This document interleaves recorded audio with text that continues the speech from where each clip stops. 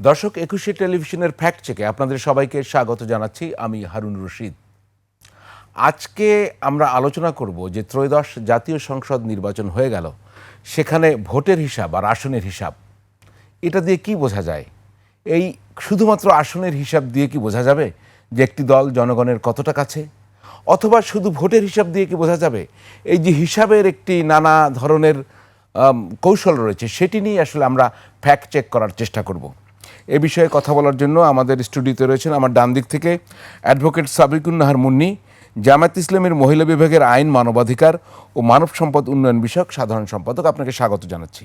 রয়েছেন নীলুফার চৌধুরী মণি, সাবেক সংসদ সদস্য এবং বিএনপির স্বনির্ভর বিষয়ক সম্পাদক। আপনাকেও স্বাগত জানাচ্ছি। আমরা জানি, আমি একটু বলতে পারি যে এখন যে আমরা 297টি আসনের চূড়ান্ত ফলাফল পেয়েছি, একটি আসনের নির্বাচন স্থগিত আছে, আর দুটি আসন যেটা, এ দুটির ফলাফল ঘোষণা করতে হবে আদালতের নির্দেশ পাওয়ার পর। তো সেই হিসেবে কি দাঁড়ালো, আমরা একটু ফলাফলটা দেখে নিই। আমরা এখানেও দেখব আর আপনাদেরও জানাবো। বিএনপি এককভাবে পেয়েছে 209টি, জামায়াত ইসলামী পেয়েছে 68, জাতীয় নাগরিক পার্টি এনসিপি 6, ইসলামী আন্দোলন বাংলাদেশ 1, বাংলাদেশ খেলাফত মজলিস 2, গণ অধিকার পরিষদ 1, বাংলাদেশ জাতীয় পার্টি যেটা বিজেপি আন্দালিব রহমান পার্থের সেটা পেয়েছে 1, গণসংহতি আন্দোলন 1টি, খেলাফত মজলিস 1টি এবং স্বতন্ত্র পেয়েছে 7টি। বিএনপি জোট যদি বলি, তারা পেয়েছে 212টি, জামায়াত জোট পেয়েছে 77টি, আর বাকি থাকলো স্বতন্ত্র। এখানে কিন্তু 300 আসনের ফল নয়, আমি আগেই বলেছি 300-র ভিতরে 3টি, দুটির ইলেকশন হয়েছে, ফলাফল জানা যাবে আদালতের নির্দেশের পর। আর একটি তো একজন প্রার্থী শেরপুরে, তিনি মারা যাওয়ায় ওই নির্বাচন স্থগিত আছে।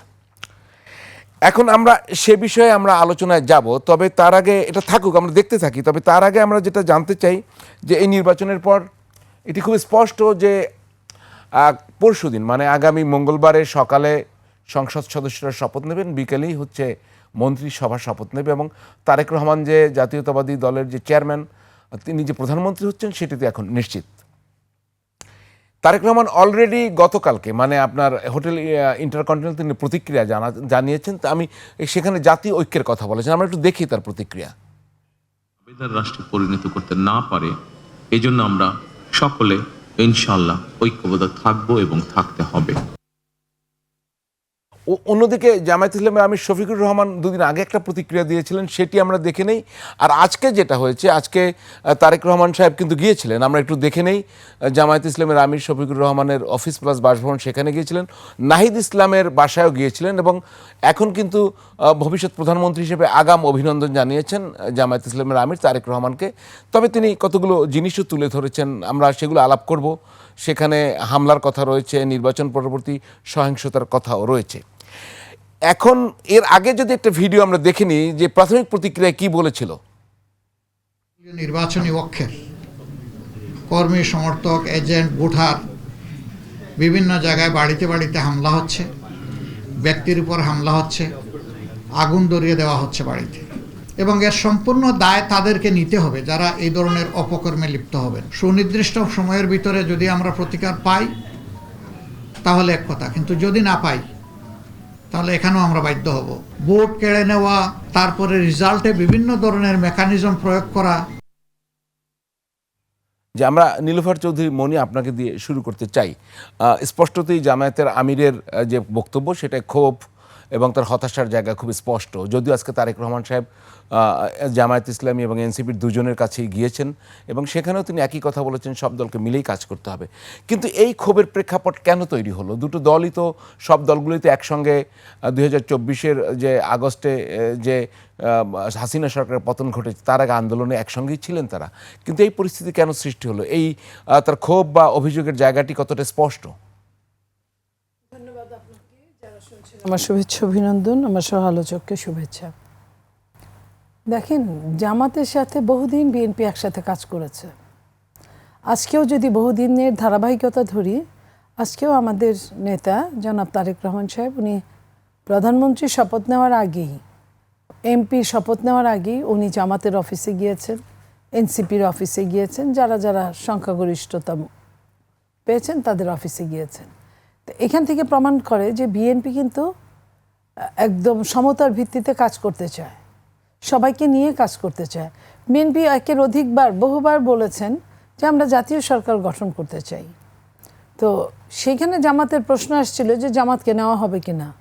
বিএনপি জামাতকে এই কারণে নিষেধ করেছিল যে জামাত তো প্রধান বিরোধী দল হবে, প্রধান বিরোধী দলকে যদি জাতীয় ঐক্যের সঙ্গে নেওয়া হয় তাহলে তো সেই ফ্যাসিস্টের শাসন আমলকেই স্মরণ করিয়ে দেয়। তো সেই কারণটা এটা কিন্তু একদম স্বচ্ছ কারণ। তো বিএনপির মধ্যে এখানে কোনো রকম মানসিকভাবে মানবিকভাবে কোনো অন্যায় চিন্তাভাবনা নাই, যেটা একটা রাজনৈতিক দল, আপনি দেখেন একটা এত বড় নির্বাচন হয়ে গেছে প্রায় নির্ঝঞ্ঝাটে, তারপরে যদি কোনো বিচ্ছিন্ন ঘটনা দুই একটা জায়গায় হয়, আমি সব ঘটনার জন্যই নিন্দা জ্ঞাপন করি, তারপরেও তুলনামূলক দুই একটা জায়গায় যদি নিন্দনীয় ঘটনা ঘটে সেটাকে বিচ্ছিন্ন হিসেবে ধরে তার বিচার হোক, এটা আমরা চাই, বিচার হবে। আবার অনেক সময় দেখা যায় নিজের নাক কাটিয়ে অপরের যাত্রা ভঙ্গ করা, এটাও কিন্তু আছে, আমরা দেখেছি অতীতেও। তো বিএনপি কিন্তু এই টাইপের কেউ না। বিএনপি বিজয়ী হয়েছে এই খুশিতেই দিশেহারা। বিএনপির এখন প্রতিশোধ নেওয়ার মতো জায়গা না। আর বিএনপির নেতা জনাব তারেক রহমান সাহেব যেভাবে বক্তব্য রাখেন, উনি কোনো প্রতিশোধই চান না, উনি শাস্তি চান, বাট প্রতিশোধ চান না। তো এই যে শাস্তি চাওয়া প্রতিশোধ না চাওয়া, এটাই প্রমাণ করিয়ে দেয় যে বিএনপি একটা সুন্দর জবাবদিহিতামূলক গণতান্ত্রিক সরকার ব্যবস্থা কায়েম করতে আগ্রহী।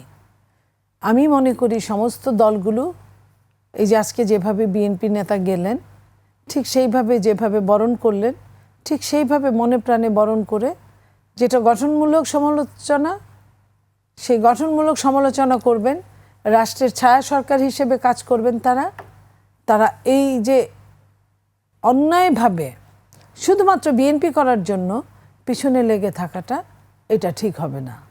আমি এর আগেও দেখেন জামাতের সঙ্গে তো খুব ভালো সম্পর্ক ছিল বিএনপির, অথচ দেখেন জামাত 5 তারিখের পরেই যে প্রথম বক্তব্যটা দিলেন জামাতের আমির কি বললেন একটা জালিমকে সরিয়ে আরেকটা জালিমকে আমরা আনবো।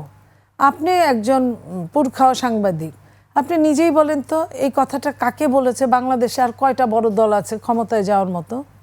তো সেইখানে বিএনপি কিন্তু কিচ্ছু বলে নাই।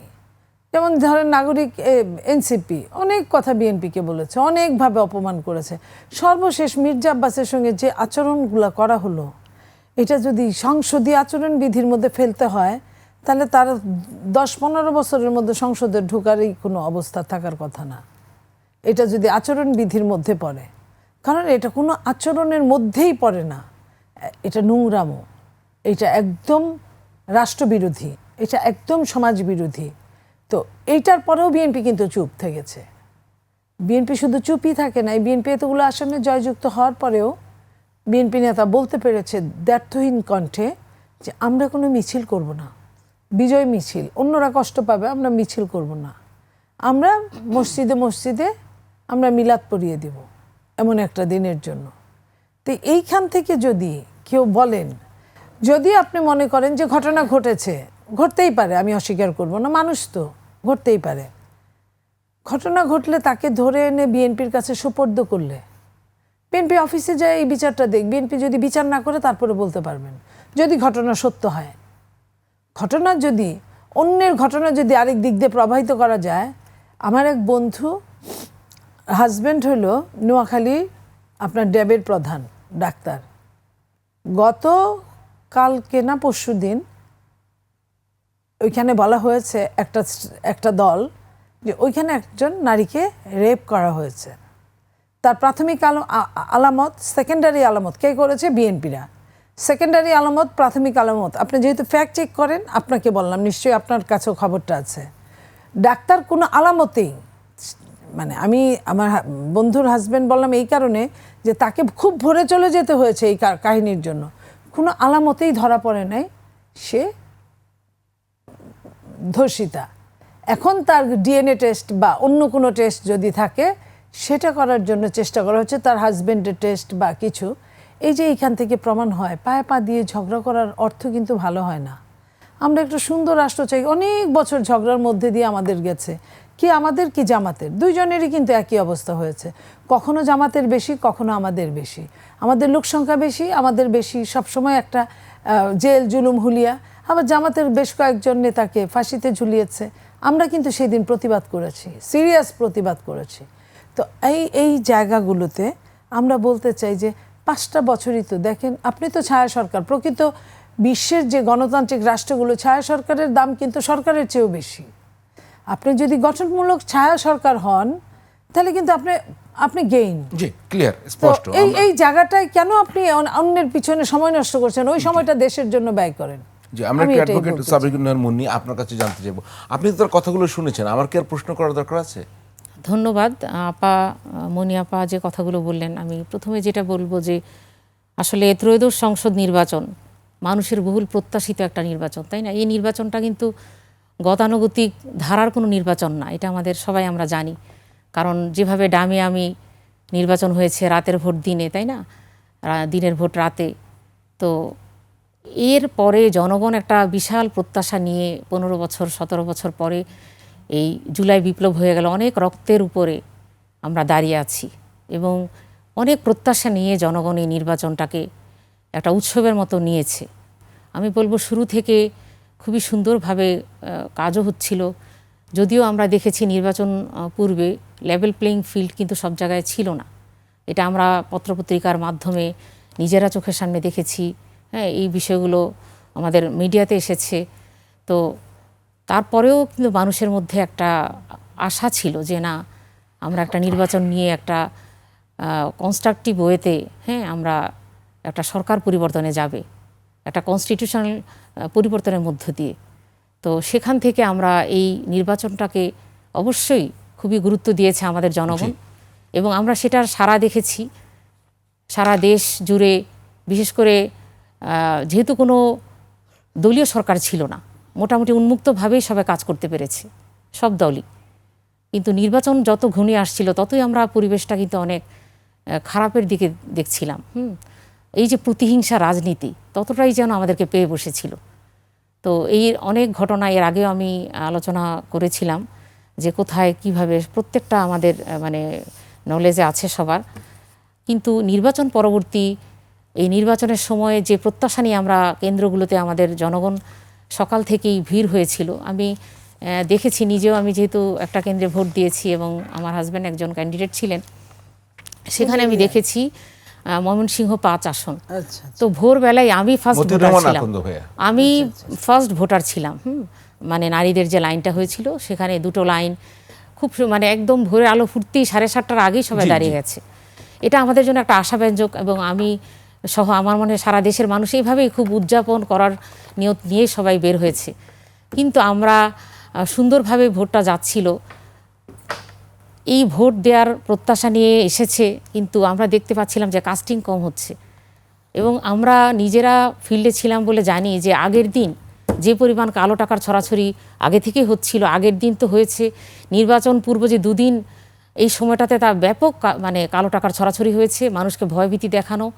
এবং আমি নিজে দেখেছি যে প্রত্যেকটা ইয়েতে পোলিং এজেন্ট যারা ছিল আমাদের আশেপাশের যে কেন্দ্রগুলো, সবার বাসায় গিয়ে রাতের বেলা আপনার গেট ইয়ে করে করে প্রত্যেকের বাসায় ভয় হুমকি ধুমকি দেওয়া হয়েছে আগামীকাল যেন তারা না যেতে পারে ভোট কেন্দ্রে। এই যে একটা পরিবেশ, এটা একটা অস্বাস্থ্যকর পরিবেশ। নির্বাচনের জন্য হেলদি একটা এনভায়রনমেন্ট আমরা বলতে পারবো না, হ্যাঁ, সেটা আমরা দেখেছি।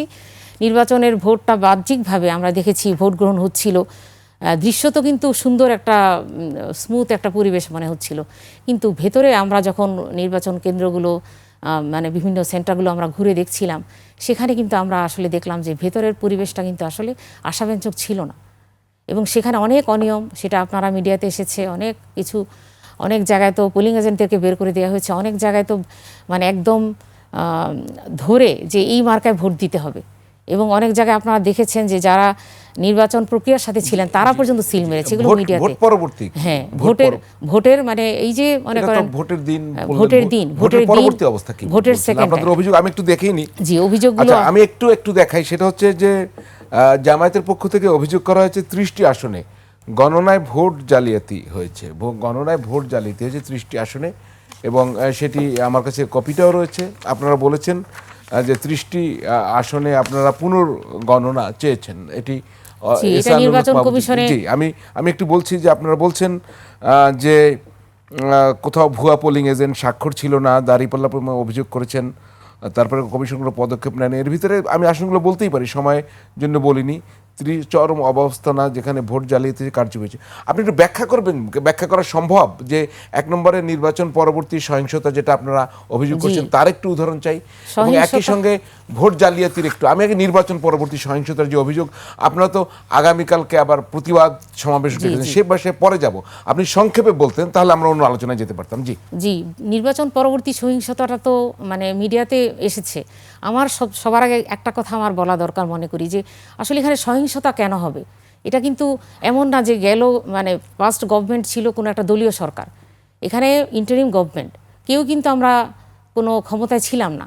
অনেক সময় হয় যে ক্ষোভ থাকে, তাই না, আগে একজন ক্ষমতাসীন কোনো দলীয় ক্ষোভ থাকে যে তারা ক্ষমতায় ছিলেন, তো তাদের উপর আক্রোশটা থাকে। তো এখানে তো এরকম হওয়ার কথা না। আমরা সবাই কিন্তু আপা যেটা বললেন সুন্দরভাবে কথাগুলো, যে আসলে তো একই, আমরা তো সবাই একই ফিল্ডে ছিলাম, আন্দোলনের ফিল্ডে, তাই না। সেখান থেকে আমরা 24 পার হয়ে আসলাম। তো এখন কেন বিজয়ী হওয়ার পরে কেন এই হামলাগুলো হবে, এটা তো আসলে আশাব্যঞ্জক না, এবং এটা খুবই জাতিকে মর্মাহত করেছে। নির্বাচন যেভাবেই হোক, আমরা বলেছি, আমরা কিন্তু নির্বাচনটাকে যে প্রক্রিয়াই হোক এটাকে সবাই মানে সহজভাবে নেওয়ার চেষ্টা করেছে। আমরা যদিও জানি জনগণের প্রত্যাশার যে জায়গাটা, সেটাতে কিন্তু আসলে একটি বিষয়, আপনি জনগণের প্রত্যাশা, ভোটের হার বলছেন, আমি একটু বিষয় আপনাকে ইন্টারাপ্ট করি। যে জামায়াত ইসলামীর আমরা যে জরিপটা হিসাবটা দিয়েছিলাম, আবারও যদি এটা আমরা দেখাই, যে আপনারা আসন পেয়েছেন এককভাবে জামায়াত ইসলামী 68টি আসন। আচ্ছা, আমরা যদি 2008 সালের নির্বাচন সর্বশেষ ধরি, তখন আপনারা কতটা আসন পেয়েছিলেন? আসলে 2008 সালে তো আমাদের যে নির্বাচন, সেটাতে আমাদের সম্ভবত 2টা ছিল। 2টা আসন। হ্যাঁ। আচ্ছা, আপনারা সর্বোচ্চ 21টি বা এরকম আসনও পেয়েছেন যখন বিএনপির সাথে জোট করেছে। জোট ছিল, তার আগে 18টি ছিল। আপনাদের ভোটের, জামায়াত ইসলামের ভোটের রেশিও হচ্ছে 4 থেকে সর্বোচ্চ 10%। জামায়াত ইসলামের জন্ম 1941 সালে। জামায়াত ইসলামী জন্মের ইতিহাসে এই নির্বাচন বাদে বাকি যে নির্বাচনগুলো আছে সব মিলিয়েও কখনো সে 50টি আসন পায়নি। এবার নির্বাচনে সে পেয়েছে 68টি আসন। তারপরও আপনাদের প্রতি কি মানুষের আগ্রহ বা আকাঙ্ক্ষার প্রতিফলন কি দেখতে পাননি? মানে আপনারা কি মনে করেন এর চেয়ে আরো বেশি আপনাদের পাওয়া উচিত ছিল? একটু যদি ব্যাখ্যা করতেন আমাকে। জি, এখানে একটু আমি ব্যক্তিগতভাবে মনে করি এটি জামায়াত ইসলামের একটা বিশাল সাফল্য। তার ইতিহাসে এত বড় সফলতা জামায়াত ইসলামের ইতিহাসে আর আসে নাই। এটা অবশ্যই আপনার সাথে আমি একমত, যে অবশ্যই তো এটা সফলতা যে আমার জামাত স্টেপ বাই স্টেপ এই পর্যায়ে এসেছে। কিভাবে এসেছে?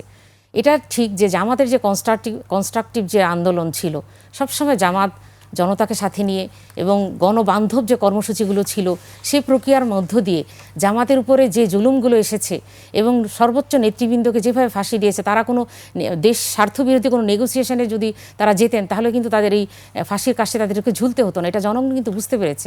আমি সেটাই জানতে চাচ্ছি যে আপনারা কত এক্সপেকটেশন ছিল? সেই জন্য তারা জনগণ এবার এক্সপেকটেশনটা কোন জায়গায় ছিল? এটা কিন্তু আসলে আমাদের কার্যক্রমের মধ্য দিয়ে একটা আমাদের পজিটিভ, যে জনগণের পাশে দাঁড়ানো জামাতের যে কার্যক্রমটা ছিল, সেটা মানুষের দোরগোড়ায় পর্যন্ত চলে গেছে। জামাতের এই দাওয়াতটা, জামাতের যে পজিটিভ পলিটিক্যাল যে একটা এনভায়রনমেন্ট তৈরি করেছে। তারপরে সেকেন্ডলি হচ্ছে জামাতের আমির, যিনি এত সুন্দরভাবে তিনি তার বক্তব্যগুলো মানুষ খুব গ্রহণ করেছে। মানে আমি বুঝতে পারছি তাতে আপনাদের এক্সপেকটেশন কোন। আমি যদি 68-র সাথে দেখেন 68-র সাথে 30 যোগও করি, তাতে কত দাঁড়ায়? 98। আমাদের জনতার একটা 68-র সাথে এবারে 30 যোগ আমাদের করলে দাঁড়ায় কার্যক্রম, 98। আমাদের নিজস্ব কার্যক্রম, আমাদের টার্গেট এবং জনতার যে এক্সপেকটেশন, দুইটার সম্মিলনে ছিল আমরা সরকার ফর্ম করার মতো আমাদের পজিশন তৈরি হয়েছে। পজিশন তৈরি হয়েছে। এখন আমি আপনাকে দেখাই, আপনি বলছেন যে আপনাদের অভিযোগ এখন 30টা আসন নিয়ে। আমি একটু বলি, আমি 68-র সাথে 30টা যোগ করি, তাতে হয় 98। তাতেও তো আপনারা সরকার গঠন করতে পারেন না। আসলে ভাইয়া, এটা বোধহয় সবাই জানে, এই 30টি হচ্ছে স্পেসিফিক এভিডেন্স সহ দেয়া আমি এই 30টা ধরলাম, ধরে নিলাম এই 30টা আপনারা পেতেন। এছাড়া সারা দেশে বিভিন্ন জায়গায় বিভিন্ন, মানে এইগুলো হচ্ছে এভিডেন্স সহ একদম দেয়া হয়েছে। এখনও যদি আপনার সারা দেশে আমাদের যে হিসাবগুলো আছে, আপনারা জানেন ঢাকার 17 আসন, আপনারা জানেন ঢাকার 6 আসন, ঢাকার 8 আসন, তারপরে আপনার অনেকগুলো আসন ঢাকার মধ্যেই তো আপনারা দেখেছেন যে কি পরিমাণ এখানে জনগণের প্রত্যাশার জায়গাটুকু, কতটুকু প্রত্যাশার জায়গাটা কিভাবে মাপবো আমি? তো আপনি কি টোটাল ভোটিং বিষয়টাকে কি তাহলে নিরপেক্ষ হয়নি এটা বলতে চান? একদম ক্লিয়ার করে দেন। নিরপেক্ষ আসলে যেভাবে মিনিমাম 151 তো আসন আপনাদের সরকার গঠন করতে লাগতো, সেটা করতে হলে তো আপনাদের এই 30টার বাইরে আরো অনেক আসন যোগ করতে হবে। প্রত্যেকটা আসনে যে আপনার ইঞ্জিনিয়ারিং হয়েছে, আসলে এটা প্রত্যেকটাতেই গড়ে হয়েছে। আচ্ছা, প্রত্যেক আসনেই গড়ে হয়েছে। আর যে মানে 30টা দেওয়া 300 আসনের প্রত্যেক আসনে ইঞ্জিনিয়ারিং জি, হয়ে যাবে, জি। ক্লিয়ার করেন। জি জি অবশ্যই এটা হয়েছে, কারণ আমরা নিজেরা দেখেছি আমাদের 300 যেভাবে- আসনে? 300 আসনে গড়ে কম বেশি হয়েছে। আচ্ছা, হ্যাঁ, আমি এটা তো স্পেসিফিক আমার হাতে এভিডেন্স নাই দেখে 30টার এভিডেন্স যেহেতু আপনার নির্বাচন কমিশনে দেওয়া হয়েছে সেজন্য 30টা বলা হয়েছে, কিন্তু গড়ে কিন্তু আপনার সারা দেশ মিলে আপনার যে হিসাবে আপনি দেখবেন এখানে আমরা দেখেছি ওভার রাইটিং, পেন্সিলের তারপরে প্রত্যেকটা আসনে আমরা এটা দেখেছি। আমি নিজে যে এলাকায় ছিলাম আমি দেখেছি যেগুলো কেন্দ্র ছিল সব জায়গায় কিন্তু ওভার রাইটিং হয়েছে, এবং রেজাল্ট যেটা হয়েছে সেখানে অনেক বৈপরীত্য, সিল দেয়া, তাহলে তো কেন্দ্র দখল করা। নির্বাচনটাই আপনাদের কথায়, নির্বাচনটাই আবার নতুন করে হওয়া উচিত। এখন নতুন করে আসলে আমরা এই অবস্থায় বলবো না যে একটা দেশ অনেক রক্তের বিনিময়ে কিন্তু এই পর্যায়ে আমরা এসেছি। আমরা এটা নিয়ে কিন্তু এমন কোনো নতুন আন্দোলন করতে চাই না, কারণ জনগণ আন্দোলন করতে করতে এই জনগণ একটা সুস্থ স্বাভাবিক পরিবেশ দেখতে চায়। এই জন্য এটা নিয়ে কিন্তু আমাদের দলীয়ভাবে খুব বেশি মানে এটাকে তুলে ধরা হয়নি যে আমরা এটাকে গ্রহণ করলাম না, কিন্তু আমাদের প্রতিবাদগুলো, যেমন আগামীকাল প্রতিবাদ ডাকা হয়েছে, প্রত্যেকটা জায়গায় যেভাবে হামলা হচ্ছে, ইলেকশন ইঞ্জিনিয়ারিং হয়েছে, সেটাকে আমরা যেগুলো এভিডেন্স আছে সেগুলো ক্ষেত্রে শুধু বলেছি। কিন্তু সারা দেশে একটা দল হিসাবে বিজয়ী হয়েছে, সেখানে কেন প্রতিপক্ষের বাড়িতে হামলা হবে, কেন সেখানে নারীদের উপরে হামলা হবে, কেন সেখানে নারীদের, আপনি দেখেছেন রাজশাহীতে একজন নারী প্রার্থী স্বতন্ত্র, তাকে কিভাবে একদম উন্মুক্ত ময়দানে তাকে মারা হয়েছে। একজন মানে ফিমেল পারসনকে একজন মেল ক্যান্ডিডেট কি করে তার গায়ে হাত তুলতে আমরা পারে? শুনবো, হাতিয়ার অবস্থাটা আপনার কথা আমরা তো জানি। শুনলাম, আমার মনে হয় মনিয়াপারও জবাব জি, দেওয়ার আমি একটু রয়েছে। মনিয়াপার দুটা কথা জবাব দিয়ে ভাইয়া শেষ করছি। জবাব দিয়ে শেষ করেন, আপা আমরা যে বিরতির নাক দিকে কেটে আপনার কথা আবার শুনবো, এটা নিয়ে। নাক কেটে অপরের যাত্রা ভঙ্গ করা, আপা যেটা বললেন, আসলে মনিয়াপা যেটা বলেছেন জামাতের আদর্শিক যে রাজনীতি এটার সাথে এটা একদমই যায় না, এটা আমি বললাম। কারণ জামাত একটা আইডিওলজি বেসড সংগঠন, এটা আপনারা জানেন। জামাতের কোনো একজন ব্যক্তির যদি কোনো ডিসিপ্লিনারি অ্যাকশন হয়ে যায়, যদি কোনো সংগঠনের বাইরে গিয়ে কোনো অনৈতিক কিছু ধরা পড়ে, সেটা দ্বিতীয়ত হচ্ছে ঠাকুর ঘরে কেড়ে আমি কলা খাই না, এটা আমি বলবো আপার ওই উত্তরে। সেটা হচ্ছে যে এক জালেম গিয়েছে আরেক জালেমের আপনারা, তাহলে আপনারা এখানে তো কাউকে নাম মেনশন করা হয়, এটা বলা হয়েছে আমাদের সমাজে গ্রুপ তৈরি হয়েছে, জালেমের গ্রুপ তৈরি হয়েছে, তারা যেভাবে বলা হয়েছে যে একটা জুলুম শেষ করে আমরা এসেছি, স্বৈরাচারকে হটিয়ে এত রক্তের বিনিময়ে আবার কি আমরা আরেকটা জালেম আমরা দাঁড় না, করাতে চাই? এরকম কথা তো বলা হয়েছে যে এটা আমিরে জামাত বলেন, এটা কোনো একজন ইসলামিক বক্তা বলেছেন, মানে কোনো একজন ইসলামিক জুলাই বক্তা বলেছেন, অভ্যুত্থান উনি তো বা আর জামাতের কেউ না। 2024 সালের 5ই আগস্টে শেখ হাসিনা সরকারের পতন, এটা তো আপনাদের জোট থেকেই বলা হয়েছে। জি। বিএনপিকে ক্ষমতায় আনার জন্য এটা করা হয়নি, এই কথা এটা তো কোনো বলা। পার্টিকুলার দলকে আনার জন্য, এটা তো সত্যি কথা। জনগণের চাওয়ার দিক যেটা আসবে তারাই আসবে, এখানে পার্টিকুলার কোনো দলকে আনার জন্য তো বিপ্লব করা হয়নি। তাহলে এই কথাটা তো বিএনপি কি সত্যি। জনগণ চায়নি? জনগণ চায়নি, সেটা তো ভোটে প্রমাণ হয়েছে। আর আপনারা ইঞ্জিনিয়ারিং যদি দেখেন, ভোটে কি প্রমাণ হয়েছে বলেন? এই যে রেশিওটা দেখেন, ভোটে কি প্রমাণ হ্যাঁ, হয়েছে? ভোটে ভোটে প্রমাণ হয়েছে। আমি বলি, যদিও ভোটে আপনারা কি বিএনপি কি আসলে- জনগণ চায়নি? না, চাইনি আমি বলছি না, ওই যে বললাম কে কতটুকু কাকে চাচ্ছে, এটা তো আপনার ভোটের রেশিও বলে দিচ্ছে। আচ্ছা, সেটা ঠিক আছে। এখন দেখেন রেশিওতে কত মানে কতটা কাছাকাছি আমরা এই অবস্থা। রেশিও নিয়ে একটা ডিসকাশন প্রজেক্ট আমাদের আছে, আমরা জি। করব। সাবিকুন নাহার মুন্নি বলছিলেন, মানে পুরো কথায় যেটা দাঁড়িয়েছে তাতে হচ্ছে জনগণের প্রত্যাশা এই নির্বাচনে পূরণ হয়নি। জামায়াত ইসলামীরই ক্ষমতায় যাওয়ার প্রত্যাশা ছিল জনগণের, কিন্তু সেটা ভোটে প্রতিফলিত হয়নি, এবং ইলেকশন ইঞ্জিনিয়ারিং এর কথা উনি বলেছেন। জি, এটা আমি বলে না যে বিচার মানি তাল গাছটা আমার, এটা যেমন একটা। আরেকটা হচ্ছে একটা জোকসের কথা মনে পড়লো ওনার কথা শুনে। সে জোকসটা হলো যে ঢাকা কলেজের এক ছাত্র আপনার গেছে ওই স্টক লটের জামা কিনতে, তো ওইখানে পাশেই তো বলছে দাম কত, বলে 500 টাকা, বলে যে আর অর্ধেক দিব, বলে 250 টাকা, আচ্ছা দেন, কয় না, ও ভাবছে যে দিয়েই তো দিল, কোথায় বলছে 100 টাকা, বলছে আরেকটু কমান, 75 টাকা, 75 টাকার পরে বলছে যে 50 টাকা। তখন দোকানদার রাগ করে বলছে আচ্ছা আপনি মাগনাই নিয়ে যান। তখন বলে মাগনা নিলে 2টা দেওয়া লাগবে। জামাতের এতক্ষণ কথা শুনলাম আপার কথায়, কিন্তু মাগনা নিলে 2টাই দেওয়া লাগবে। আমার এইটা ছাড়া আর কিছুই মনে পড়লো না। আমি একটু পার্ট বাই পার্ট বলি। লেভেল প্লেইং ফিল্ড সব জায়গায় ছিল না, সারাদিন কিন্তু কমপ্লেন ছিল না, লেভেল প্লেইং ফিল্ড ছিল না যে, এবং তারা যত ভোট পেয়েছে এত ভোট কিন্তু পাওয়ার কথা না। আমরাই মনে করেছি, আমাদেরকে বুঝিয়ে দিচ্ছে, যারা লেভেল প্লেইং ফিল্ড পছন্দ করে নাই তারা বুঝিয়ে দিয়েছে, দেখেছো চাইলেই আমি তোমাকে ফেলও করায় দিতে পারতাম, বাট খামোশ। এই জিনিসটা আমাদের কাছে মনে হয়েছে, আমার কাছে, আমি পুরখাওয়া রাজনীতিবিদ, আমার কাছে মনে হয়েছে কাস্টিং কম, ভোটের কাস্টিং কম, ঠিক আছে, কাস্টিং কম হলে লস কার? বিএনপির। কেন তা জানেন? বিএনপির লোকরা খুব আমোদে আহ্লাদে মানুষ, খুব আরামপ্রিয় মানুষ, তারা ভোটটা কেউ তো দিবে, আমি না গেলেই কি হয়েছে। আবার কেউ বলছে দেখি আগে বিকাল পর্যন্ত মারামারি হয় কি না, কারণ এই ভোটের আগে অনেক রকম এই ধরনের কথা ছিল, মারামারি হইলে যাব না, এইরকম করতে করতে 4:30 বেজে গেছে। বাট জামাতের একটা কর্মী, যদি বলেন একটা কর্মী ভোট না দিয়ে থাকার, তাদের সিস্টেমটাই এমন। উনি যে বলছেন না আমাদের দল এরকম না, কালো টাকার ছড়াছড়ি। আপনার মনে পড়ে যে ঠাকুরগাঁয়ের 72 লাখ না 74 লাখ টাকা ধরা পড়লো। এই টাকাটা যদি জায়গা মতো যেতে পারতো, তাহলে মির্জা ফখরুল ইসলাম আলমগীর শেষ জীবনে এসে ফেলের মুখ দেখতে হতো তাকে। একদম কনফার্ম আমি আপনাকে বলে লিখে দিতে পারি, এই টাকাটা যদি যেতে পারতো। সে কিন্তু কোনো সুনির্দিষ্ট কজ দেখাইতে পারে নাই। হ্যাঁ, উনি বলতে পারে যে শহীদুদ্দিন চৌধুরী এনির তারও 15 লাখ টাকা না 12 লাখ টাকা ধরা পড়েছে, সেটা তার ম্যানেজারের কাছে, এবং ভোটের খরচ হিসেবে ম্যানেজার কিন্তু ম্যানেজারই এটা বহন করার যোগ্য।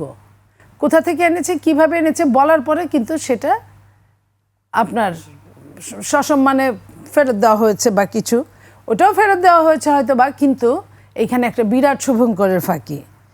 আপনার ভেতরের পরিবেশ আশাজনক, আশাব্যঞ্জক ছিল না উনি বলছেন। ভেতরের পরিবেশ, আমি কয়েকটা সেন্টারে গিয়েছি, দেখেছি।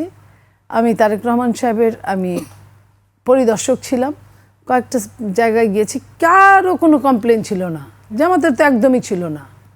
তো কমপ্লেনবিহীন একটা জায়গায় এখন যদি আপনি বলেন যে এই হয়েছে এই হয়েছে এই হয়েছে, ওই যে কলা চুলাইলে কেন বুঝায় দাও, তখন তো বুঝাই দিতে পারবে না, কলা তো চুলা হয়ে গেছে, এখন আর আগের জায়গায় ফেরত যেতে পারবে না। তো এই জিনিসগুলা গণনার জালিয়াতি উনি 30টা আসনকে ধরেছেন। বিএনপি শোনেন, আমি আপনাকে বলি, মির্জা আব্বাসকে ফেল করায় দেওয়া হলো। মির্জা আব্বাসের ওয়াইফ যখন গেল ভোটের রিকাউন্টিং করার জন্য, চ্যালেঞ্জ করে বলল যে আমার হাজব্যান্ড ফেল করতে পারে না। তাকে কোথায় রেখেছে দেখেন, ইসির যে একপেশে নীতি, তাকে কোথায় রেখেছে? ধানের শীষকে একবারে শেষে থাকার জিনিস, যেখানে পাশের সিটটা খালি ব্ল্যাঙ্ক। জনগণ কি মনে করছে? একটা শ্রেণী মনে করছে যে এই ব্ল্যাঙ্কটার মধ্যে বোধহয় সিল মারা লাগে, কারণ যে ধানের শীষে ভোট দিবে সে কিন্তু আর অন্য সিল দেখে নাই খুঁজে, যে ওইখানে পাশে আরেকটা আছে, ওইখানে পাশে আরেকটা আছে।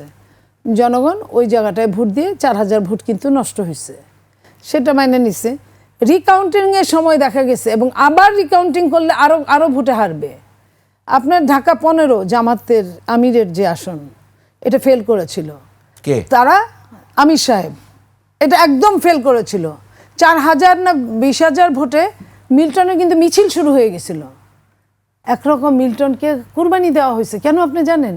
জামাত সাথে সাথে বলছে তারা মাঠে নামবে, আন্দোলনে নামবে। এখন এত কষ্ট করে এত কিছুর পরে একটা ভোট হয়েছে, সেই ভোটটাকে বিএনপি আন্দোলনে নষ্ট করতে দেয় নাই, বলছে ঠিক আছে ওটা দিয়ে দাও। তাহলে তার ভোট আবার বাড়ালো কিভাবে? শোনেন, ওটা দিয়ে দাও।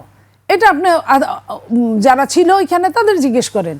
মিল্টনকে কুরবানি দেওয়া হয়েছে, গেল আপনার আমিনুল পাশ করবে 100% নিশ্চিত, সবচেয়ে ভালো অবস্থা আমিনুলের। আমিনুলকে কুরবানি দেওয়া হয়েছে। এরকম আরো অনেককে, আপনার কাইয়ুম ভাটারা, আপনার রামপুরা কাইয়ুম সাহেবকে কুরবানি দেওয়া আমি হয়েছে। একটু আপনাকে ইন্টারাপ্ট করবো, আপনি বলবেন। আপনি 3টা ঘটনা বলছেন কোরবানি দেওয়া হয়েছিল, তাই যদি হয় তাহলে তো ইলেকশন ফেয়ার হয়নি। আমি বলি ফেয়ারের সঙ্গে তুলনা না, কোরবানি ফেয়ার কেন দেয়া ইলেকশন। হবে? শোনেন, এই যে 30টা বলছে না, কোরবানি দেয়া হবে কেন? 30টা বলছে না, এরকম তারা বলছে যে আমাদের 1 নাম্বার লোক ফেল করলে আমরা এখানে থাকতে পারি না। বিএনপি সবসময় ছাড় দেওয়ার দল। বিএনপি বা চাইছে আমিনুলকে মিল্টনকে বুঝাইছে, ঠিক আছে তোমাদেরকে আমরা দেখব। আমি কিন্তু একদম সত্যি কথাটা বলছি। জি বলেন। মানে আপা নিজেই সেইখানে স্বীকার করলেন শোনেন, বিষয়টা। সেইখানে তাদেরকে ছাড় দিয়ে, চরমভাবে ছাড় দিয়ে, আমি যদি আমারটা ছাড় দেই, আচ্ছা আমি আপাকে দিয়ে দিলাম, তা মিল্টন তাহলে তো একটা কোনো কথা কোরবানি থাকে দেওয়া হলো না। জামায়াত আমিরের জন্য। হ্যাঁ, জামাতের রেজাল্ট আমিরের হওয়ার আগে জন্য কুরবানি দেয়া হয় কুরবানি কিভাবে দেওয়া ভাই? হলো, আর্মি একজন অফিসারের জন্য মিল্টনকে কুরবানি দেওয়া জি। হলো, এবং আপনার এনসিপির প্রধানের জন্য নাহিদ ইসলাম। কাইয়ুমকে কুরবানি দেওয়া হলো। নাহিদ ইসলাম হ্যাঁ, তো এই 3টা সিট কিন্তু কোনোভাবেই পাস করে না। নইলে মির্জা আব্বাসের মতো আবার রিচেক করেন, আই ক্যান চ্যালেঞ্জ। এখানে আপনি রিচেক করেন 3টা আসন, কোনোভাবেই তারা পাস করে না। interrupt করতে যাচ্ছে আপা। না, আপনার সময় বলেন, আমি অনেকক্ষণ আপনাকে টাইম দিয়েছি, একটা শব্দও বলি নাই। এই যে আপনাকে এই যে আপনার এটা করলো, এই করে আপনি 3টা সিট নিয়ে মানে কি এই করলেন? কোরবানি কি ঢাকার বাইরেও হয়েছে? হ্যাঁ, কোথায় অনেকখানে আমি অত জানি না, আমি অত স্টাডি করিনি, আমি এটা নিয়ে স্টাডি করেছি। আমার তাদের জন্য কষ্ট লাগছে, কারণ নমিনেশন না পাওয়া কত কষ্টের এটা আমি বুঝি। তো ওরা নমিনেশন পাওয়ার পরে ওরা হারার কত কষ্ট এটা ওরা বুঝে। অন্য একজনের জন্য নিজেকে কুরবানি দেওয়া যে কত কষ্টের, আমি আজকে আপনার এখানে বলে গেলাম, এটা আপনি 2 দিন আগে পরে এটা প্রমাণ পাবেন। এই 3 জন মানুষকে কুরবানি দেওয়া হয়েছে। না, কোরবানি তো আপনারাই দিয়েছেন নাকি? আমরা শান্তি চাই। বিএনপির তো এত সিটের দরকার নাই ভাই।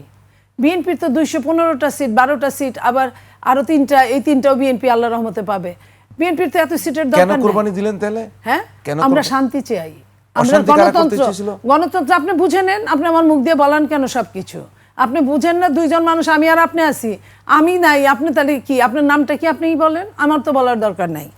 আপনার ডিসিপ্লিনারি জামাত, উনি বলেছেন ডিসিপ্লিনারি জামাত, ওনারা তো গণতন্ত্রই বিশ্বাস করে না, ওনারা গণতন্ত্র মানে না, ওনারা হুকুম দিয়ে রাজনীতি করে। একদম দেখবেন জামাতের একটা শব্দও হয় না। 11th আওয়ারে যদি কাউকে নমিনেশন থেকে বাতিল করে দেয়, কোনো শব্দ করে না, ভিতরটা পুড়ে যায়। আমি অনেকের সাথে কথা বলছি, আমার সাথে আপনাদের এখানে তাদের দেখা হয় টক শোতে, আমি জিজ্ঞেস করি, কারণ আমি পুর খাওয়া, আমি আরেকটা পুর খাওয়াকে জিজ্ঞেস করি, ভাই আপনার কেমন লাগছে? খুব এটা কষ্টদায়ক, যন্ত্রণাদায়ক, বাট তাদের কোনো শব্দ নাই, কারণ তাদের সব কিছুই দেখভাল করা হয় জামাতের মাধ্যমে। তার মানে এটা নির্দেশিত একটা দল, এটা কিন্তু আপনার গণতান্ত্রিক দল না। বিএনপি গণতান্ত্রিক দল, আমি কিন্তু বিএনপি করে বিএনপির বিরুদ্ধে বলতে পারি, এটা আমার অধিকার, আমি মনে করি। আমি বলতে পারি বিএনপি আমাকে মনোনয়ন দেয় নাই, বাট জামাতে কেউ বলতে পারবে না। জামাত বলবে, আরে ভাই আমি ইলেকশন করিনি, আমি ছাড় দিয়েছি। তো তারপরে আপনার রক কাটা, এই যে এই সংস্কৃতিটা, এটা কি আপনার ডিসিপ্লিনারি দলের কাজ? এই যে মানুষকে মারার জন্য উদ্বুদ্ধ করা। আপনি একটু শেষ করলে আমরা একটু সাবিকুন নাহার মুন্নির কাছে যেতে চাই। আমি এই জায়গাটাই বলতে চাই, আমি অনেক কথা ছিল, আপনি যেহেতু আমার থামায় দিছেন, আমি এক কথাই বলতে চাই, এটা একটা দল, এটা আর্মিদের মতো। ওনারাই বলেছেন আর্মির অফিসারকে, মেজর জেনারেলকে, চিফকে, যে আপনার দলের সঙ্গে আমাদের সিমিলারিটি আছে। তো এই যে আর্মিরাও কিন্তু নির্দেশিত, বস পারমিশন হুকুম করলে বাই হুপ অ্যান্ড বাই ক্রুপ তাকে কাজটা করতে হবে। ঠিক জামাতে একই অবস্থা, বস হুকুম করলে বাই হুপ অ্যান্ড বাই ক্রুপ, তার ওইটা মানতে বাধ্য। তাহলে আপনি বলেন এটা কি গণতান্ত্রিক দল? জি, অ্যাডভোকেট সাবিকুন নাহার মুন্নি, আপনি রিপ্লাই দেওয়ার জন্যই উসখুস করছিলেন, আমি আর প্রশ্ন করলাম জি আপা, জি আপার কথায় আমার খুব হাসি পাচ্ছিল যে কোরবানিটা কেন দিবে আপারা, আর আপাকে কোরবানি কেন দিতে হবে আপনার দলকে? কারণ ইলেকশনের রেজাল্টে যে আসবে সে কোরবানি হবে। এখানে আপনারা কিভাবে জানলেন যে একজনকে কোরবানি করে তাকে দিতে হবে? এটা তো আপনাদের কাজ না, এটা তো ইলেকশন কমিশনের কাজ। এখানে আমি এটাই প্রশ্নবিদ্ধ নির্বাচন, এটাই হচ্ছে ম্যানার্স। একজন চিফকে প্রমাণিত হয়ে গেল সম্মানিত প্রশ্নবিদ্ধ দল। করেছে। যাই হোক, প্রশ্নবিদ্ধ নির্বাচন কিভাবে হয়েছে ভাইয়া যে বললেন যে অনেক আসন এরকম আছে যেগুলো বললে এখন আপার মুখ দিয়ে কিন্তু আসবে, কারণ সারা দেশে আপা বলেছেন যে এই ধরনের কোরবানি করতে হয়েছে অনেককে।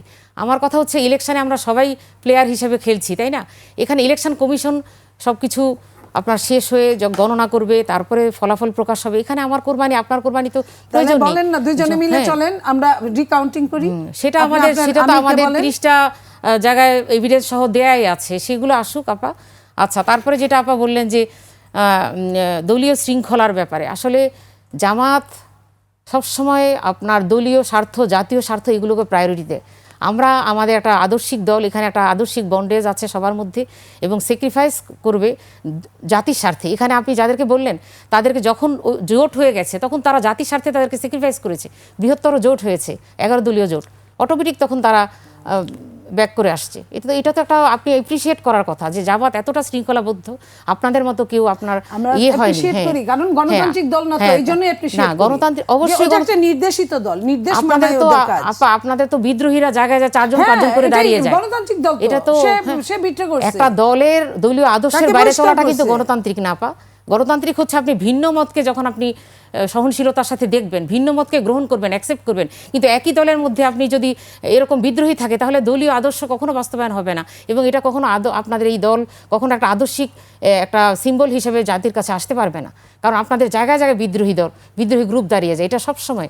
এই জন্য আমি মনে করি জামাত সবসময়, আপনি এখানে না দিলেও সবাই এপ্রিসিয়েশন দেয় জামাতকে। জামাতে কোনো বিদ্রোহী প্রার্থী কখনো থাকে না, তাদের দলীয় শৃঙ্খলা আছে, দলীয় ফোরামে আলোচনা হয়, সেখানে যৌক্তিকভাবে তাদেরকে উপস্থাপন করা হয়, তারা তখন স্যাক্রিফাইস করে বৃহত্তর স্বার্থে। এটা অবশ্য তুষার সাহেব কিন্তু অভিযোগ করেছেন এনসিপির ওই যে আপনাদের ঢাকা একটা আসনে কিন্তু জামাত প্রার্থী আল্লাহর কাছে বিচার দিয়েছে, সেটা অভিশাপ এনসিপি আর না জামাত তো ওখানে তো হ্যাঁ। আপনারা জোটকে এনসিপি কে সমর্থন দিয়েছিলেন তুষার। যেখানে এনসিপি আমরা সমর্থন দিয়েছি সেখানে কিন্তু আপনাদের জামাত প্রার্থী তো প্রত্যাহার করেনি না, এবং সে আল্লাহর কাছে বিচার দিয়েছে এবং সে বলেছে না, না, জামাত এখানে মুনাফিকি করেছে। আমি তার বক্তব্য দেখাতে পারি আপনাকে। না না, সেটা জামাতের, উনি জামাতের না। আচ্ছা, আমার জানা নেই তাহলে। না উনি জামাতের না, উনি তো জামাত জোটের, হ্যাঁ। জোট তাকে মনোনয়ন দিল, সেখানে জামাত প্রার্থী প্রত্যাহার করলো না। জি বলেন। আচ্ছা, তারপরে আমি যেটা বলতে চাচ্ছিলাম যে আপা যে রক কাটার একটা হিউমার তুললেন, ঢাকা বিশ্ববিদ্যালয়, এগুলো শুনতে শুনতে আমরা অনেক সেই বিশ্ববিদ্যালয় থেকে বের করে দেওয়া হয়েছে রাতের অন্ধকারে মেয়েদেরকে। সেই দুঃসহ যাতনার দিনগুলোকে আর স্বৈরাচারকে আর মনে করিয়ে দেওয়া, আমি মনে করি যে সবাইকে আর নতুন বাংলাদেশ দিতে চাই আমরা। এই কথাগুলো, সঙ্গে তো রাজনীতি হ্যাঁ, করছেন এই কথাগুলো আমরা নীতিবান, সবসময় নীতির সাথে রাজনীতি করি। যারা দেশের বাইরে থেকে যদি আপনারা গুপ্ত বলেন, আপনাদের মুখে কতটুকু মানায়? জামাত বাংলাদেশে থেকে তাদের জীবন দিয়েছে, কোরবানি করেছে, কিন্তু তারা দেশ ছাড়া হয়নি কখনো। তারা এই দেশকেই ফেস করেছে। তারা যখন যে অবস্থা সেটা দেশ করেছে। ছাড়া হতো, আপনারা আরো 100 বছর আমরা খালেদা জিয়ার বিএনপি তো নাই আপা, তো খালেদা আমরা তাকে জিয়ার সম্মান করি। সেটাই। হ্যাঁ, তাহলে এক কথায় তো দুইটা হয় না। না না, তিনি তো খালেদা জিয়ার রাজনীতি নাই, সবাই জানে। বিএনপি রাজনীতি এখন জিয়াউর রহমান যে ওনার এবং খালেদা জিয়ার রাজনীতি, নয়তো বাংলাদেশই থাকতো না। সেটা সবাই জানে আপা, আমি আর একা এখানে বলতে চাচ্ছি না এটা নিয়ে। আর সবসময় একটা কান নিয়েছে চিলে, আসলে এভিডেন্স ছাড়া কথা বলাটা আমাদের ঠিক না। ঠাকুরগাঁয়ের কথাটা বললেন, এটা তো আপনার ইলেকশন কমিশন থেকে বলা হয়েছে যে এরকম কোনো নিয়ম নাই যে সে এত পরিমাণ টাকা বেয়ার করতে পারবে না, এবং সেটা আপনার সে যে ইন্টারনাল যে ফ্লাইটে গিয়েছে, হ্যাঁ, আভ্যন্তরীণ বিমানের কোনো নীতিমালার বাইরে নেওয়া, ওনাদের পক্ষ থেকে ঘোষণা দিয়েছে, সেখানে এটা আপনার তোলাটাই অন্যায়, এবং তাকে যেভাবে হ্যারেস করা হয়েছে এটাই অন্যায় হয়েছে, এবং সেই বিষয়টা স্টেটমেন্ট এসেছে পরিষ্কারভাবে। কালো টাকা আপা বস্তা এনে, টাকার বস্তা ইলেকশনের দিন আমার সেই একটা এলাকা। আর এই যে বললাম সিমলা এলাকা, আপনি যে বললেন যে সুন্দর একটা পরিবেশ ছিল, আমার এখানে সিমলা যে কেন্দ্রটা, এখানে 3 বার করে আর্মি আসতে বাধ্য হয়েছে, 3 বার, 3 টাইমস একটা কেন্দ্রে। তো সুতরাং আপনি একটা দিয়ে জাজ করবেন আপা, আপনি যেখানে ছিলেন সেখানে এত সুন্দর দেখে এসেছেন। যাই হোক, তো আমি বলবো যে এই যে নির্যাতনের বিষয়টা, আমার এখন প্রশ্ন, জাতির প্রশ্ন, যেখানে তো আমরা প্রতিপক্ষ হিসেবে না, একদম একটা দল জয়ী হয়েছে, আপনারা জয়ী হয়েছেন, আপনারা কেন হামলে পড়ছেন? এখন তো আপনারা দল না, আপনারা তো এখন জাতীয় একটা দায়িত্ব নিয়েছেন জাতির। এই যে মুন্সিগঞ্জে 3 আসনে বিদ্রোহী প্রার্থী সমর্থকদের স্বেচ্ছাসেবক দলের নেতা কর্তৃক পিটিয়ে হত্যা, বাগেরহাটে নির্বাচন পরবর্তী সহিংসতায় বিএনপির বিদ্রোহী প্রার্থীর সমর্থক নিহত, আপনাদের দলের বিদ্রোহী প্রার্থীকে পর্যন্ত নিহত হয়েছে। ময়মনসিংহের হালুয়াঘাটে নির্বাচন পরবর্তী সহিংসতায় শিশু নিহত, আহত 3। ফেনীর দাগনভূঞা যুব দলের হামলায় জামাত কর্মী আহতের শোকে মা পর্যন্ত মারা গিয়েছে হার্ট অ্যাটাক করে। এটা দেখেছেন, এখানে আমি ছবি সহ আমার এভিডেন্সগুলো আছে, আমি নিয়ে এসেছি। বাগেরহাটের শরণখোলায় 15 থেকে 20 জন আপনাদের লোকরা চোখ ফেলেছে। বিএনপির আপা এভিডেন্স নিয়ে কথা বলবেন, আমাদের এই পর্যায়ে কারণে তার মা মারা গেল, আমাদের এই পর্যায়ে এভিডেন্স ছাড়া কথা বলা উচিত না। এটা আপনাকে আমি রিকোয়েস্ট করছি। লিখা যে এভিডেন্স, এটা কে বলবে? 15 থেকে 20 জন বিএনপি কখন ছাপা হয়েছে বিএনপি, এই যে এখানে এভিডেন্স আছে, এই যে প্রত্যেকটা পত্রিকায় এই ছবি তো আমি মানবো না, এটা তো আপনাদের ছবি, আপনাদের করা ছবি। আপনি দেখেন এখানে কি বলা হয়েছে, কোন কোন পত্রিকা। প্রথম আলো, এখানে প্রথম আলো এসেছে, বাগেরহাটের নির্বাচন পরবর্তী সহিংসতায় বিএনপির বিদ্রোহী প্রার্থী সমর্থক নিহত হয়েছে। ঠিক আছে, বিএনপি না না, এই যে প্রত্যেকটা পত্রিকা কিছু নাই। তারপরে এই যে দেখেন আপনার সারিয়াকান্দিতে হয়েছে, এই যে ছেলের শোকে মায়ের মৃত্যু, চোখটা তুলে দিবেন ছেলে না আপা, ছেলের শোকে মায়ের মৃত্যু ফেনী জেলার দাগনভূঞা উপজেলায়। আপা একটু শুনেন, আপনি নিউজটা একটু শুনেন। দাগনভূঞা উপজেলার সিলোনিয়া বাজারে গতকাল যুব দলের সন্ত্রাসী হামলায় আহত জামাত কর্মী দুলালের মা স্ট্রোক করে ইন্তেকাল করেছেন। তার ছেলের এরকম হামলা দেখে, তারপরে যে ছবি সহ এখানে দেখেন, প্রত্যেকটা পত্রিকার এখানে এগুলো আছে। এই ছবি তো আপনার সত্য আমি স্বীকার করব না না, এই যে পত্রিকার ইয়ে আছে আপনার, বিএনপি থেকে বিএনপির ঝগড়া মারামারিটা দেখাচ্ছে, আপনি প্রতি ডেট অনুযায়ী প্রত্যেকটা। তারপর দিনাজপুরে 6, বিরামপুরে ছেলে পোলিং এজেন্ট হয়, বাবাকে মেরে পা ভেঙে দিয়েছে। যশোরের চৌগাছায় সাবেক সেনা সদস্যের বাড়িতে হামলা, বাবা ভোট না দেওয়ায় ছেলেকে পিটিয়ে হত্যা, পরাজিত বিএনপি প্রার্থী। সিরাজগঞ্জের উল্লাপাড়ায় ইউনিয়ন জামাত আমিরের বাড়িতে অগ্নিসংযোগ। কুষ্টিয়ার দৌলতপুরে শিবিরের সাবেক জেলা সভাপতির বাড়িতে হামলা। কুড়িগ্রামে ভুরুঙ্গামারিতে বিএনপির হামলায় বৈছা উপজেলা আহ্বায়ক আহত। নোয়াখালীর বেগমগঞ্জে রসুলপুরে স্থানীয় জামাত নেতার বাড়িতে বিএনপি সমর্থকদের হামলা। বিয়ানীবাজারে জামাত এগুলো আমি সমর্থকদের উপর একটাও বিএনপি count নেতাকর্মী করবো না, কারণ প্রত্যেকটার এভিডেন্স এগুলা এখানে ওনার আছে। এভিডেন্সে কোনো পত্রিকার নাম দিতে হবে, পঞ্চগড়ের- কারা কারা বিএনপি মারামারি করুক, এই জন্য তো বলছি এখানে বিএনপি প্রত্যেকটা পত্রিকার নাম সহ আপনাকে আমি জামাতের দিয়ে সঙ্গে দিব, কার হ্যাঁ। কোথায় কি হয়েছে এটা বলুন। এত ডিটেইলস তো BNP ভাই এখানে বলে তো সবটাই লাভ নেই। একদম পত্রিকার ছবি সহ আমি নিয়ে পত্রিকার এসেছি। ছবি বললে তো হবে না, হ্যাঁ। একদম ডেট তারপর তারিখ দিয়ে সিলেট- বলতে হবে, জি। এবং জামাতের সাথে বিএনপির কোনখানে লাগছে। ভাই যদি সুযোগ BNP দেন অবশ্যই আমরা লাগবে, সেটা fine, নিয়ে বলবো। সেটা বলেন। সিরাজগঞ্জ 5 আসনের বেলকুচি উপজেলায় রাজাপুর ইউনিয়ন জামাতের ওয়ার্ড সেক্রেটারি রবিউল ইসলাম এবং তার পরিবারের সদস্যের উপর হামলা ও বাড়িঘর ভাঙচুর। যশোরের শাসা বলেন, কোন উপজেলা পত্রিকা লিখছে বলেন, লাঠি বলেন, এখানে এই যে এটা বলেন, 23 বলেন। নম্বরে দেখেন 23 নম্বরে পত্রিকার আছে, এখানে প্রত্যেকটা হেডিং দেয়া হয়েছে। 23 আপনি নম্বর বলেন বের কোন করলে এই যে পেপার বলছে, আপনি পেপারের হ্যাঁ, নাম হ্যাঁ, বের বলবেন, করছি তাহলে না আমি। আপনার শক্তিশালী হবে, হ্যাঁ, পুক্ত হবে। প্রত্যেকটাই আছে, আমি বের করছি। আপনি পুক্ত তো বের করতে পারবেন সময় না। দিলে তো অবশ্যই আমি বের করব। সময় দিবে, সময় তো 1 ঘন্টা, আপনার এর মধ্যে বের করতে করতে টাইম গেলে তো হবে না। এই যে দেখেন। আচ্ছা আমরা হ্যাঁ। আমরা বোধহয় এখানে অভিযোগ আমি দিয়ে দিব, দিতে আমাদের পারেন, evidence উনি সহ দিতে আমি পারেন। দিয়ে আমরা যাবো বোধহয় একটা বিরতি ভাইদেরকে। নিয়ে উনি এসে দিতে পারেন না, বিরতি কেন নিয়ে এসে আমরা এই বলবেন? প্রসঙ্গে দর্শক আমরা ফ্যাক্ট চেকে আরো একটি বিরতি নিচ্ছি, ফিরবো একটু পরেই, আমাদের সঙ্গেই থাকুন। আমি এখন যাইয়া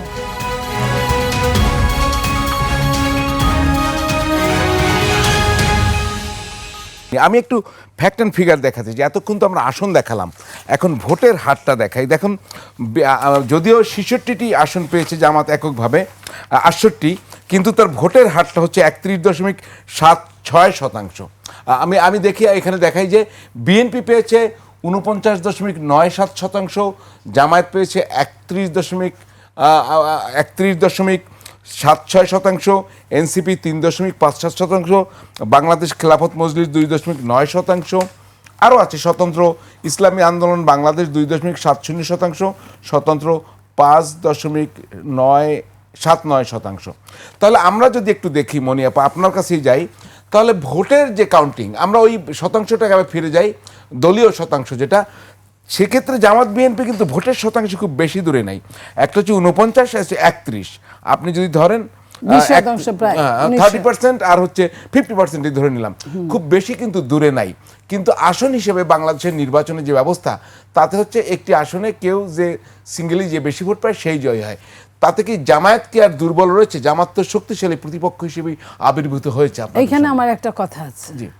আমার কথাটা হচ্ছে, একটা বড় দল, আমরা যেভাবে তাকে ফ্যাসিস্ট বলি, স্বৈরাচার বলি, যাই বলি না কেন, এই দলটা স্বাধীনতার আগে থেকে, পরে থেকে না, আগে থেকে এই দলটা এই দেশে রুল প্লে করে আসছিল, এবং নিষিদ্ধ হওয়ার আগ পর্যন্ত এই দলের একটা, এই দল মানে আওয়ামী লীগ বলছেন? আওয়ামী লীগ এই দলের একটা মানে বড় অ্যাপ্রক্সিমেট সমর্থক ছিল।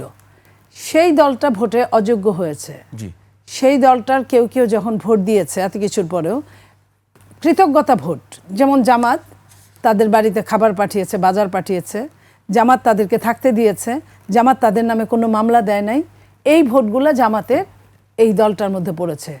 আপনি দেখেন যে বিএনপি অনেক আগে 2001-এ 33 না 34% ভোট ছিল, আওয়ামী লীগের বোধহয় 34 বা 35% কাছাকাছি ভোট ছিল দুই কাছাকাছি দলের, জি। দুই দলের। তো এইখানে জামাত যে ভোটটা পেয়েছে, কালকে যদি আওয়ামী লীগ নিষিদ্ধ উঠে যায়, পরশু যদি আবার একটা নির্বাচন হয়, আপনি দেখেন জামাতের যে ইতিহাস, আপনি দেখেন প্রথমে কত পেয়েছে, আপনার 91-তে 17টা, তারপরে 96-তে 2টা অথবা 3টা, একদম 3টা পতন, তারপরে 2001-এ আবার 17টা, 16টা না 17টা, তখন তো আবার- আপনাদের সাথে জোট ছিল। হ্যাঁ জোট ছিল। তো আবার আপনার 2008 2008-এ আবার 2টা, ঠিক আছে।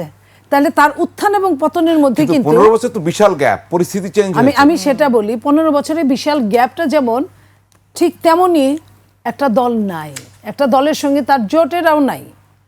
ধরেন জাতীয় পার্টি দাঁড়াইছে, কেউ ভোট দিয়েছে, দেয় নাই, জি, তো জি। দেওয়ারই সাহস যে পায় না। আপনারও যেতে হবে, সময় কম, আপনাকে ছোট্ট একটা প্রশ্ন করে আপার কাছে আসবে, সেটা হচ্ছে আপনি কিভাবে নিশ্চিত হলো যে যে আওয়ামী লীগের ভোট বিএনপিতে না যে জামাতে যাবে? এই জন্য নিশ্চিত হইলাম যে সব মানুষ কি চিন্তা করে। আমি যদি আপনাকে লেফট রাইট করাই, আপনিও কিন্তু আমার চান্স পাইলে লেফট রাইট করাবেন। আপনাকে আমি মামলা দিছি, বিএনপির সম্পূর্ণ 64টা জেলায়, থানায়, ইউনিয়নে জামাতকে মামলা দিছে, আপনি খেয়াল করেন। তো বিএনপি মামলা দিছে, এবং এই মামলার জন্য আওয়ামী লীগ পালাতক, জামাত কোথাও মামলা দেয় নাই। আচ্ছা, ক্লিয়ার। তো আপনি তারপরে বলেন, আমরা একটু আপনার জামাত বাসায় বাসায় খাবার পাঠাইছে। জামাত কি বলছে, জামাতের সেকেন্ড আমির সেক্রেটারি এই যে তাহের সাহেব বলছে যে একসময় মুজিব ভাইকে আপনারা ভোট নায়েবে দিয়েছেন, আমির, নায়েবে আব্দুল আমির মুজিব ভাইকে ভোট দিয়েছেন, মুজিবুর রহমানকে। তারপরে মুজিবুর রহমান এখন নাই, আমাকে ভোট দিবেন। আবার মুজিবুর রহমান ভাই আসলে আবার তারে ভোট দিবেন। আচ্ছা, রেলমন্ত্রীকে। আমরা একটু সাবিকুন নাহার আপার কাছে যেতে চাই। মানে উনি বলছেন যে আওয়ামী লীগের ভোটগুলো জামাত পেয়েছে, উনার অভিযোগ যে খাবার দাবার দিয়েছে, মামলা দেয়নি এই এটা কারণে। আপনার নিজের ঘরে হয়তো এরকম হতে পারে, সেটা তো আসলে আমি ঘরের বিষয়টা তো আমার জানার কথা না। তবে ভাইয়া, তেল আর জল কখনো একসাথে হয় না। আমরা দেখেছি যারাই বিএনপি হয়েছে, আবার যখন আওয়ামী লীগ এসেছে তারাও আওয়ামী লীগ হয়ে গেছে, আবার আওয়ামী লীগ যাওয়ার পরে তারাই বিএনপি হয়ে গেছে। কারণ এই চাঁদাবাজরা, এই আপনার হামলা মামলাবাজরা, এরাই কিন্তু ভুল পাল্টেছে এই বিএনপি আওয়ামী আমি লীগের তো মধ্যে তাহের পাল্টা। সাহেবের হ্যাঁ। উক্তি বলেছি হ্যাঁ, আপনাকে, আপা, তাহের নরমাল ভাইয়ের লোকের আমি না। এটা যেহেতু শুনি না, আমি এটা এই ব্যাপারে বলতে বলেন, পারবো না। আপনি বলেন, কারণ বলেছে এটা- কিনা? এটা আমার জানা নেই, আমি তাহের ভাই এটা বলার কথা না। আচ্ছা, তারপরে যেটা আমি বলছি যে বিপ্লবোত্তর বাংলাদেশ আর আপা পূর্বের কথা যদি একরকম ভাবেন সেটা না। আগে কখনো জামাত এরকম উন্মুক্ত পরিবেশ কোনো সরকারে পায়নি। এখন জামাত যে তার দলীয় আদর্শ, জনগণের পাশে থাকা, সব কিছুতেই ফ্রি অ্যান্ড ফেয়ার একটা চরিত্র, ট্রান্সপারেন্ট, এবং এখানে আপনাদের দলে দেখেন 39 জন ঋণ খেলাপি শুধু আপনাদের দল থেকে দাঁড়িয়েছে। জামাতের একজনকে পাবেন না যিনি ঋণ খেলাপি। আমার এলাকা থেকে যিনি জামাতের দাঁড়িয়েছেন, এত টাকা আছে, ঋণ খেলাপি যিনি হওয়া আমার লাগবে। এলাকা থেকে দাঁড়িয়েছেন, তিনি 97 কোটি টাকা ঋণ খেলাপি। তাহলে বলেন, যারা ঋণ খেলাপি হয়ে সংসদে যাবে তারা জনগণের জন্য কি সার্ভিস দিবে? এটা জনতাই কিন্তু বুঝতে পারছে। সুতরাং আমি মনে করি আপা, এই যে রেশিওটা, এই রেশিওটা প্রমাণ করে, আপনারা হালকা দেখবেন, আমাদের টোটাল জোটের রেশিও হচ্ছে আপনার 43.9 আর আপনাদের হচ্ছে 46.6, তাহলে আপনার 2.7। সুতরাং আমি মনে করি ভাইয়া, সময় যেহেতু নেই, আমরা আসলে বিপ্লবোত্তর বাংলাদেশে এসেছি। 24-এর আন্দোলনের পরে একটা সরকার ফর্ম হতে যাচ্ছে, জি। অনেক বেশি আশা জনগণের। এখানে এখন অপোজিট পার্টি আর যে গভর্নমেন্ট ফর্ম করছে, এখানে আমাদের সবাইকে একাত্ম হয়ে যদি কাজ না করি, তাহলে আমি জি, মনে জি, করি এই যে সংস্কারের জন্য বিপ্লব। একদমই শেষ পর্যায়ে আমাদের শেষ করতে জি। হচ্ছে। অ্যাডভোকেট সাবিকুন নাহার মুন্নি, জামায়াত ইসলামের মহিলা বিষয় বিভাগের আইন, মানবাধিকার ও মানব সম্পদ উন্নয়ন বিষয়ক সাধারণ সম্পাদক, আপনাকে অসংখ্য ধন্যবাদ আমাদের সঙ্গে আসার জন্য। নীলুফার চৌধুরী মনি, সাবেক সংসদ সদস্য এবং বিএনপির স্বনির্ভর বিষয়ক সম্পাদক, আপনাকেও অসংখ্য ধন্যবাদ এই নির্বাচনের পর কষ্ট করে লিফটটা আমাদের একটু সঙ্গে ধরেন আছেন। দর্শক, ফ্যাক্ট চেক প্রতি রোববার রাত 10টায় প্রচারিত হয়। আগামী রোববার পর্যন্ত আপনাদের কাছ থেকে বিদায় নিচ্ছি। সে পর্যন্ত সবাই ভালো থাকবেন। শুভেচ্ছা সবাইকে।